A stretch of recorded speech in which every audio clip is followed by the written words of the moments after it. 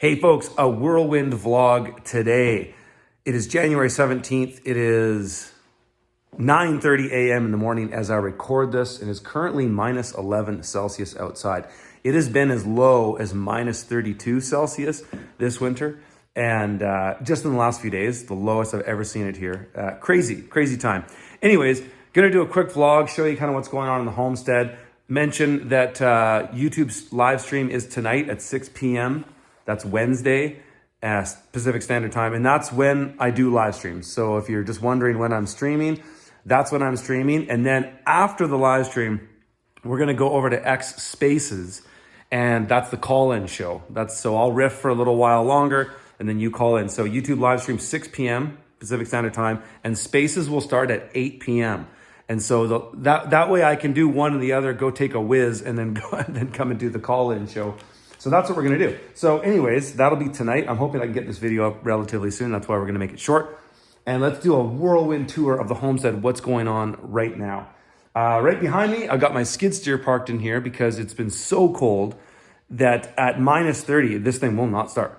It will not start. That's the thing with diesel engines. I've noticed. I have diesel and gasoline and electric vehicles, and gas, my Toyota Tacoma always starts. Boom. Just starts right away. So that is something to be said about gasoline over diesel there. But anyways, I'm parking my machine inside here, and then that way I can just start it right away. And then I just move it outside right away, so I'm not just filling up my garage with exhaust. But that's how I'm getting it started. And it's warmed up a lot, and we'll go outside in a minute, but you can see there's a ton of snow coming in. We got 4 inches in the last 6 hours, and I bet you we're gonna get another 8 inches at least in the next 24 hours. It's just coming in strong. So there's my skid steers parked in here. This is a cool little snowblower I bought this year. It's electric, and it's got these pretty beefy batteries right here. And I can run it. I can do almost my entire landing, and that's what I bought it for, is to just manage the snow in my immediate area, my landing, and some areas close to my solar panels, just so I'm not getting the machine close in there. And then my machine, if I hit any of the landscaping that I can't see, it just is a disaster. So I'm doing the meticulous snow blowing with this, which is super cool because it's solar powered. And believe it or not, I haven't had to run my generator in weeks because with the cold, it's been sunny. And so when it warms up, it gets precipitous like this. Clouds move in and we get snowed in. And so it's been pretty neat. I've been able to barely burn diesel this year, though I will say I had a problem with my system. And there's a little lesson for off-gridders in this one. But anyways, I've been able to basically get solar a lot lately, but I had an issue with my system where I have a dual inverter system. Let's go back in here for a second.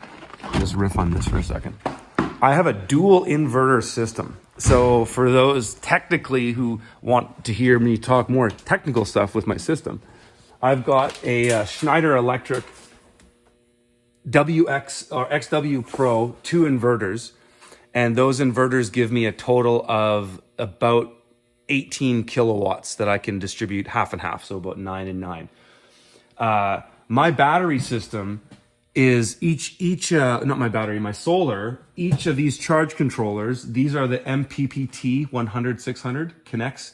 They're all part of this Connects system that I have, where I have an SCP unit that I can manually control the system, but I have it decommissioned at the moment. And here's the lesson regarding this system, and just about off-grid resiliency. One thing when you're thinking of, when you want to go off-grid, your setup is most likely going to be solar and something else. That's what most people are doing today because it's practical. Solar's cheap. It's far more effective than anything else except micro hydro. And if you have that, all the power to you. Ride that till the end. That's the best. But most people don't have a river going through their property or a stream that they can tap into. Or if they do, it probably isn't seasonally needed. I could get micro hydro on my property from the spillway of the snow when it melts, probably for two months.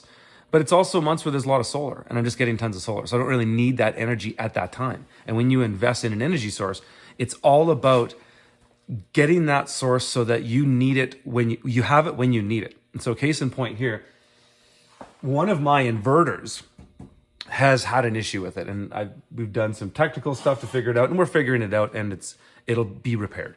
But for the moment, I'm only running one of them at half, so I only have access to 7 kilowatts total, which isn't so bad because in the winter I'm using a lot less electricity in general because I'm not pumping water all the time for the garden. I'm traveling less in the vehicle, so I don't need to charge the Tesla as much. I use less energy in the winter, but I also produce a lot less. If you're going to go off grid, you need to have a secondary source that turns on immediately. And that's where generators really are, I would say, 100% always needed. A generator that can give you alternating current right away, AC. The idea is that if anything goes wrong with that system, you need power. And so you want to be able to just turn a switch and get power. If it's even, say, a micro hydro source that's, say, less seasonally available in the winter and you don't have a generator, that'd be crazy. To be a Canadian or in a cold climate and not have a generator on an off-grid system, you're insane.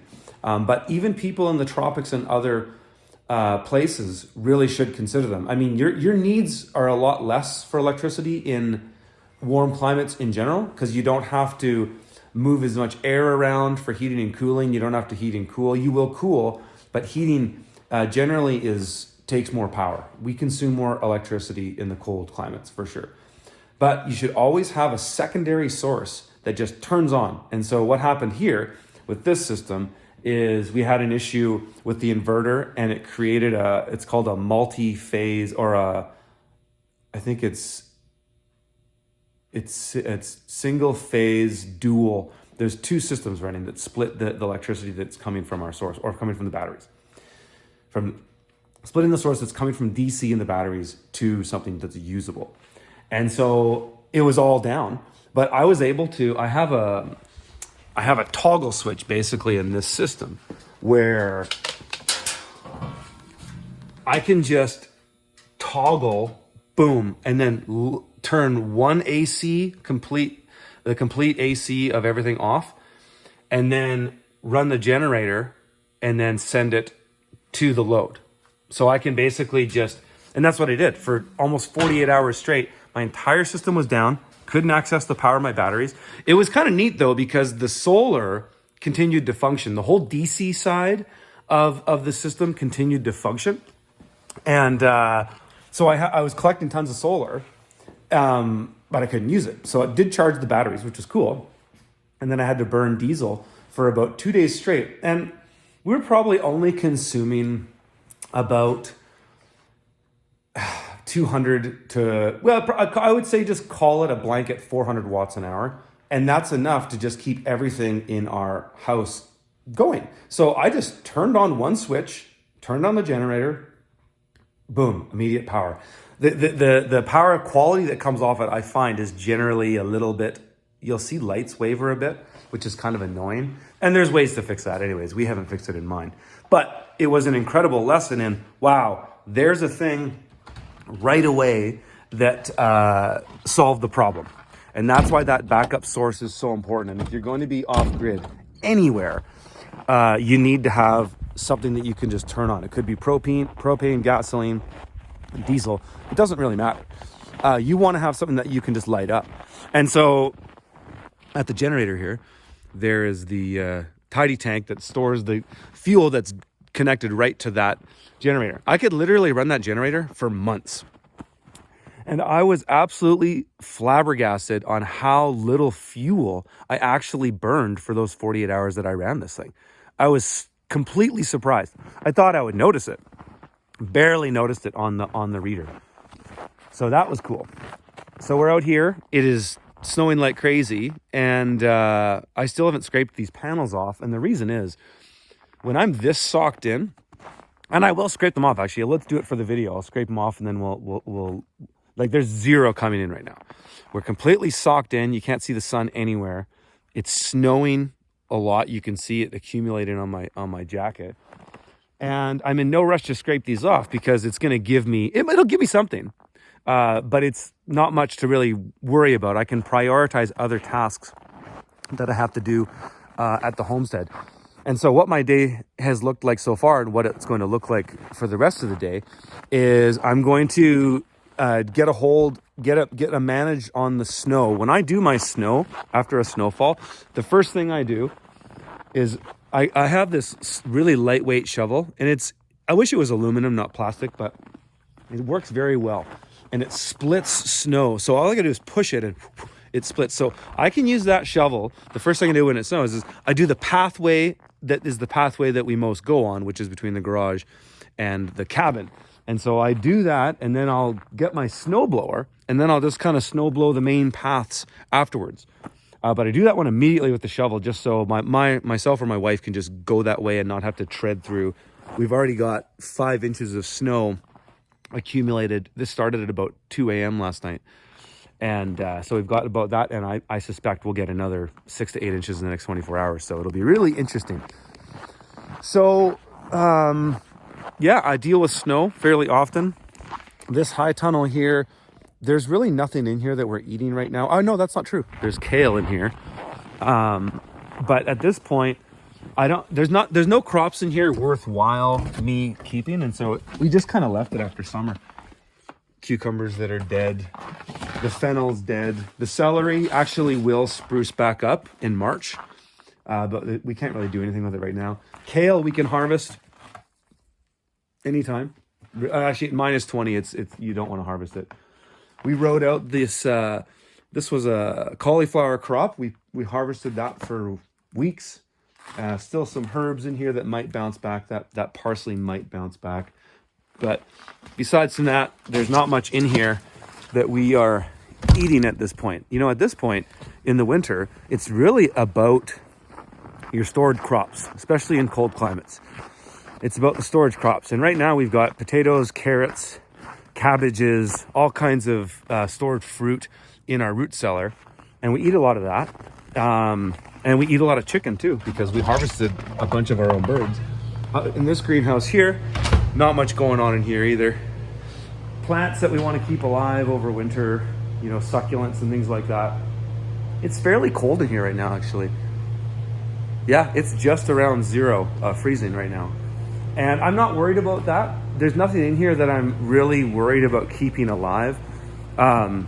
This lemongrass I've had for 3 years now, and it survived. It went down, I think, -5 in here. It's the first time I'd ever seen it. That's because I'm not heating this still. And my climate battery is the only thing in this greenhouse that can keep it way above the outside temperature. But this was the lowest I'd ever seen it. It got down to -32 Celsius outside. I believe that's around -20 Fahrenheit. And so -32 outside, but in here it only went to -7. So that's a pretty big temperature swing that just this structure, despite all of this, can hold. It's a testament to the climate battery system itself. And basically, in the cold days like this, I just run the climate battery. Well, actually, on a day like this, I'll probably turn it off because I'll want the ambient heat in here to get more. I want it to accumulate that heat before I send it down into the ground. And that's what this system does. So I'll turn it off. Like say right now, I'll just come in here. I'll manually turn it off. It's on a timer. And so usually what it does is it turns on during the day because the day's warmer. And then I put that heat into the ground. But then if it's not getting so warm in the greenhouse, it's not worth running it because it's better to not consume the electricity. And it will just ambiently be warm in here as a guarantee during the day, with or without that running, even if it's like this. The key is day and night, is that during the day, this space, no matter what the conditions are outside, does accumulate heat because it's such an open area.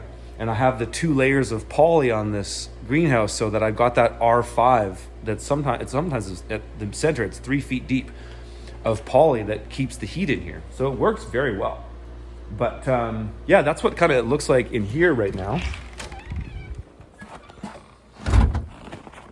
Coming down to the greenhouse, and we have eggs all winter, and it works quite well. We've got we're getting eggs consistently again. There was a phase where there was a lull for a while. We weren't getting more than a couple eggs a day because we brought in 5 or 4 new layers, 1 new rooster that we bred. One of these hennies laid these other colored hens. There's all these different colored ones. That's one of those Columbia Rock hens. That's her offspring, or at least the eggs that she raised. You never know with chickens. But yeah, we got them going on. This is working well. This is just leftover my tomato crop. The chickens don't really eat it, as they don't like nightshades. But what they do is they scratch it up. So they just pull things down and step on it and scratch it up, which is cool. It reduces it takes the biomass and puts it on the soil. They do that inevitably. And yeah, we're getting, right now, I'm collecting about 8 eggs a day, which is awesome because, this is deep winter. So to have that protein source coming in all year consistently I'm sitting on about a year's worth of dry feed, and I ferment that feed for them, but they get all of our table scraps, like literally everything. Every day they get a big bucket of table scraps. And that's enough to keep them going. And they get about the equivalent of 1 scoop of dry feed a day. There's 15 layers in there. But I ferment it. And I find I get about 3 times the value of it because you also get all the probiotics in that ferment for the chickens, which is good for them. And yeah, with the scraps and they do a lot of scratching. They get enough. They get enough feed, and we're getting consistent eggs. The thing that's really the big issue actually is sunlight. If I'm socked in like this for days, like after today, because we just had a sunny day yesterday, or partly sunny, the chickens laid a lot of eggs. I collected 8 yesterday. And so after this day, I'll be surprised if I get much at the end of the day. And then over the next few days, if it stays like this, which is the forecast says it will, I'll only go down maybe 2 eggs a day, but I'm still getting something. So that's what's happening there. Coming over to the Firewood area here. I did most of my splitting in the late summer. So I haven't had to do a lot of splitting this year, though I did get some rough stuff, which is actually amazing. This is a larch, pretty heavy larch, but it's knotty. So in the summer, it was really difficult to split. And so I'm letting it sit. And this way this setup is here sucks. Okay. The fact that this is getting snow on it is terrible. I know. But I have a bunch of other firewood that this stuff's covered way better here. I need to have I want to have a firewood greenhouse. That's a thing would like to accomplish next year, is set up another high tunnel here, at least 50 feet. And basically the same as the same high tunnels as that, exact same product. And I can drive a skid steer in and have 2 rows of these cubes. That's what I want to do. And then it'll be a firewood seasoning area too, because it'll be dry and hot in the summer. And we'll just ventilate it, and just for June, July, August, it'll get smoking in there. But anyways, this is how I'm doing it now. And this cube system, I've done videos on this before. I won't totally explain it here, but it works great. The key is you got to keep the stuff covered. And my friend Ben Falk has a really cool system where he puts a little slightly slanted steel roof on each one, and I really like that. At first, when I designed this system, my plan was to stack it, but that doesn't work well. These frames don't handle the moving around with the forks, and it's kind of dicey. It's better just to go single level. And so I like what he did, but I think what I'm going to do instead is I'm just going to make one covering structure where all of these go. Lately I've been splitting a little bit. It's kind of cool with the firewood. I have 3 types of wood that I use for the most part, partially cedar, but it's mostly, number 1, it's fir, and 2, it's pine, and 3, it's larch. The pine, the first or the second one, which I have maybe 10% of, is a really good wood to burn in the spring, because or spring or fall, because you're doing periodic fires. Like at the beginning, you might only be doing 1 fire a day, and then it burns out and it doesn't matter. By the time it's 10 a.m., the house is warming up. So you only have 1 fire a day. pine is really good for that because it gives, and we're all softwood here. I do not have any hardwood. That's the boreal forest. But the pine burns fast and hot, so I can get a short and really hot fire, which is great for this shoulder season. But fir is the constant burn. I'm burning fir the whole way through. But then larch is really cool too. So larch is the hardest of the softwoods. It's the best. It's a guy I know calls it's God's wood. It's amazing softwood that's hard, and you can make flooring out of it. You can use it in all kinds of different ways. So, but larch is the densest of the softwoods up in my region. And so I burn larch now. When we're deep into winter, I've been burning larch. And so this stuff, as I was saying, was hard to split in the summer, but it actually splits really well now. And so I'll just come in and I'll split. These are halves or thirds or sometimes quarters. I'll split those 2 or 3 times more.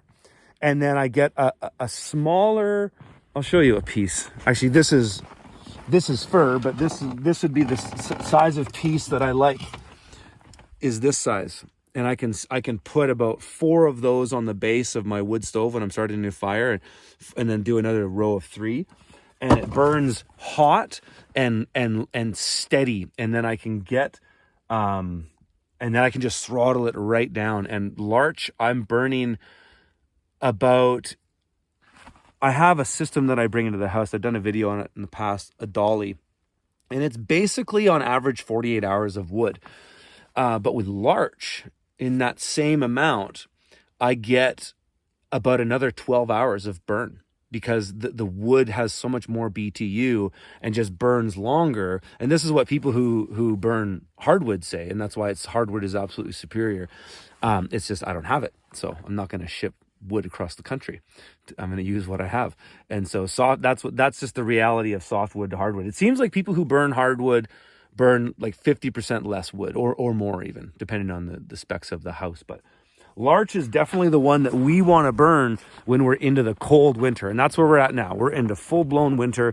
We had a real El Nino winter in the beginning, super mild. Snow didn't stick until Christmas, really, which is nice. It's great to get the first real snow on Christmas.